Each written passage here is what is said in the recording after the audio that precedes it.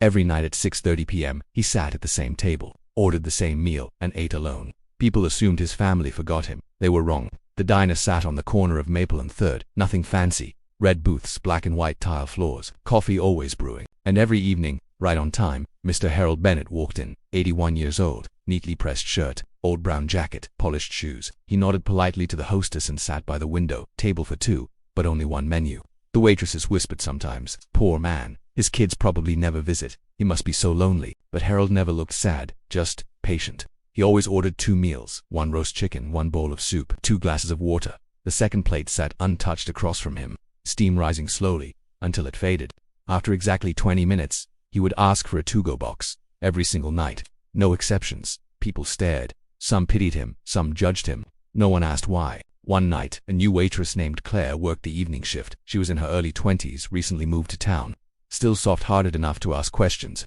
When she placed the 2 plates down, she smiled gently, expecting someone. Harold looked at the empty seat across from him. "Yes," he said quietly. "I always am." Claire felt her chest tighten. She thought she understood, but she didn't.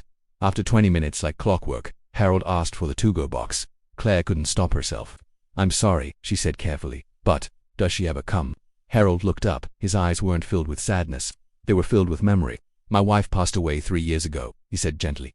Claire immediately felt guilty. "I'm so sorry," he nodded. She loved this diner. Every Friday night, for 42 years, we ate right here. Same booth, same order. He smiled softly. She always ordered the soup. Claire glanced at the untouched bowl.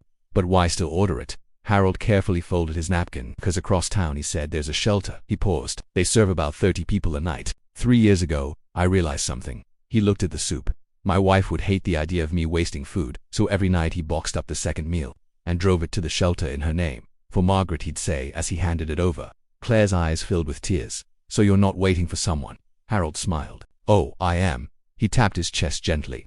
"I'm waiting until I see her again." The next evening, something changed. When Harold walked in, the staff had set the table differently. 2 plates, and a small handwritten sign by the second seat for Margaret. Because sometimes the people who look the loneliest are the ones loving the deepest, and sometimes eating alone doesn't mean you are alone at all.